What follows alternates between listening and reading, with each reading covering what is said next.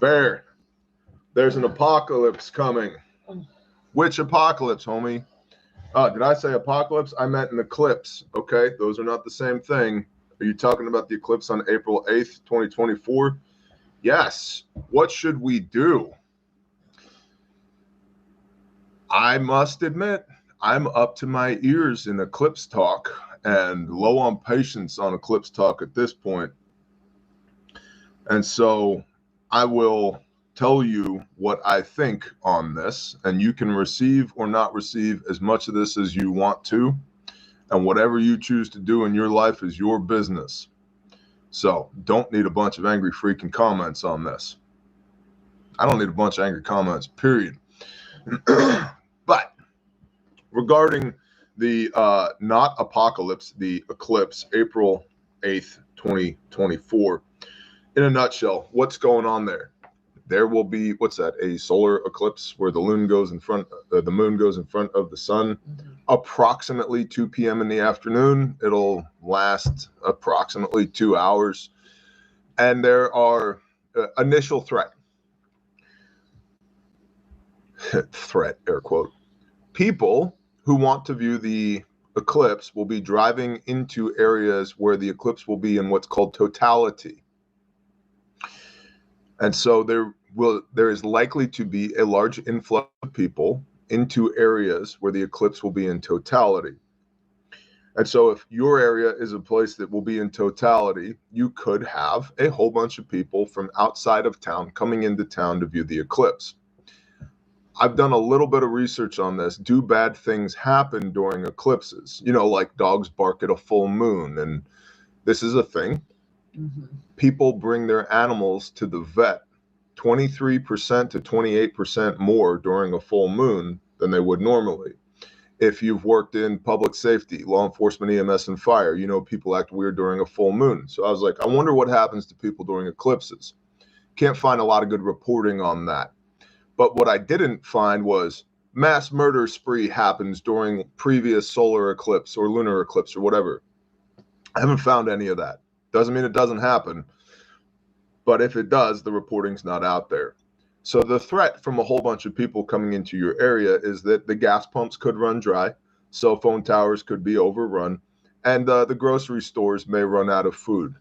Now, if you're watching this channel, hopefully you're into preparedness, which means before all the extra people show up to your area, again, 0 day is April 8th, 2024, approximately 2 p.m. Central Time. Before then, you should have gasoline, and you should have a commo plan, and you should have some food. Now, you should have those things anyway. The likelihood of people behaving badly is not an exponential increase, it's a linear increase simply because there's going to be more people in the area. So the same 2% of the population that acts stupid, 2% of 1,000 is 20 people, right? 2% of 100,000 is 2,000 people. And so there's the possibility that EMS, fire, and law enforcement could be overwhelmed if people are acting stupid during the eclipse. I think it's a low probability that that happens. So most likely, the biggest threat here is going to be driving. People who are driving into the area, driving out of the area, and people who are driving during the eclipse. So motor vehicle accidents, which is med calls, which means for you, don't be on the road during the eclipse. Don't be driving around during the eclipse. Super practical, tactical advice. This event honestly seems to me like stay home. I'm talking about the physical aspects. Stay home. If you're not home, you're probably going to need a med kit more than a rifle. Okay? Spiritually, this is a sign in the sky. Genesis 1, Genesis 2, the moon, the sun, and the stars are for signs and appointed times, in conjunction with a high holy day, the Moedim, because it's right up on the new moon when we would begin counting for the Passover. So the Father wants to get our attention. Why does he want to get our attention? I don't know, but I think that this eclipse marks the beginning of 7 years of lean. For reasons I'm not going to get into now, I've discussed on Patreon, I've discussed it other times on other videos. The previous eclipse that was 7 years ago, 7 years of fat. This one, 7 years of lean. I think 2024, geopolitically, socially, is going to be a shit show. I also think inexplicably the Father's people are going to be blessed during that time because his word will not return to him void. And there's going to be a greater juxtaposition between believers who are walking in faith and people who aren't. And that's going to be a witness to people who aren't walking in faith that, hey, you guys seem to be doing okay. I want some of what you want. And so you may see many new people coming to faith during the next 7 years as part of a prophesied awakening, which is outside the scope of today's video. But you will also see the people who aren't walking in faith an increased distance between people of faith and people not of faith. And the people not of faith will continue even more vehemently to point their fingers at the people of faith and say, see, it's unfair. Those people aren't starving to death. Those people still have jobs. Those people's mortgages haven't been foreclosed on. We got to go do something about those people. Great Delusion, 2 Thessalonians chapter 2. Read it. So I think, I don't know, I'm not preaching or prophesying to be perfectly clear, but I think that this eclipse begins a 7-year period of lean, which means if you're not already prepping, you need to start. If you are already prepping, it might be time to grab a gear, homie.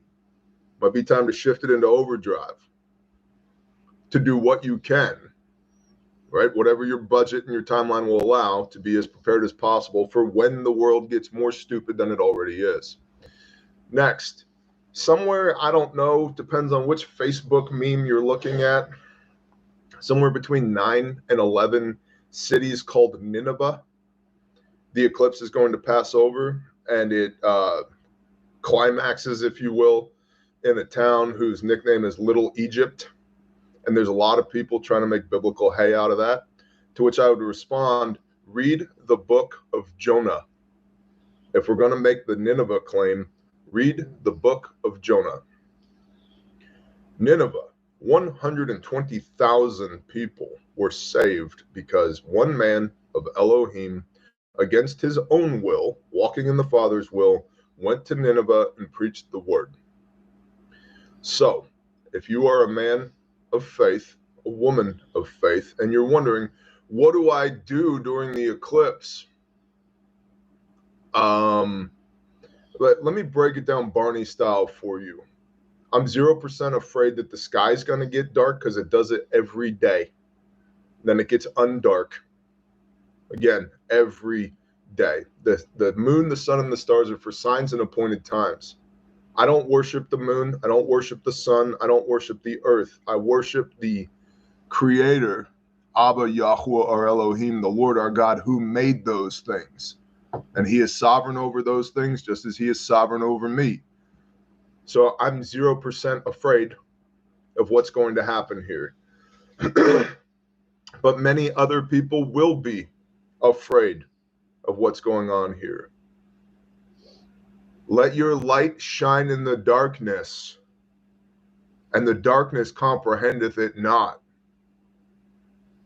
So if you want to make the Nineveh argument, and there's a lot of people saying, oh, Nineveh is going to get some because of this eclipse. Yeah, these heathen Babylonian Ninevites. Dude, read Jonah. They repent. 120,000 men, because one man of Elohim who didn't want to be there went to Nineveh and preached the word. So as a believer, what should I be doing during the eclipse? I don't know that you should be doing anything. I think this is probably a time for prayer and introspection. But if you feel called to do something, I'd probably put a Bible in my hand and go preach the word to Nineveh, if that is on your heart. What should we do? The darkness comprehendeth it not. The light shines into the darkness. The whole country is going to be paying attention at this time.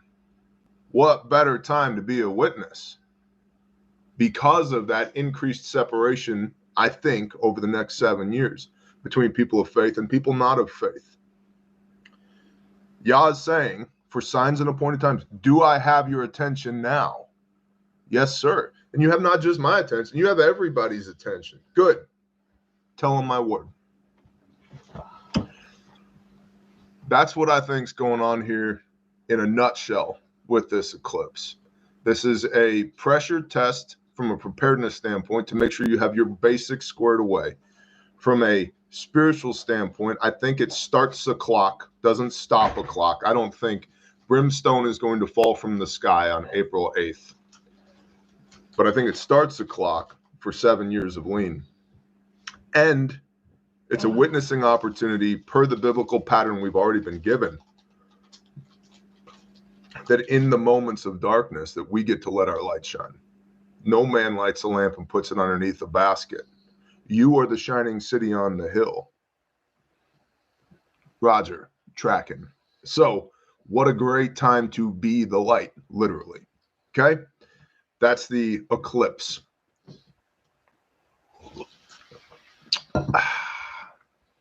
11 minutes on the eclipse.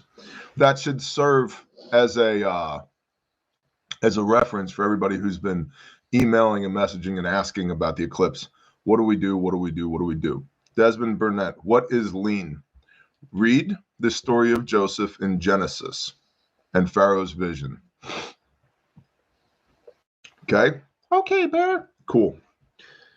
So if you want to share this out to people who've been asking questions about the eclipse, that's the eclipse conversation.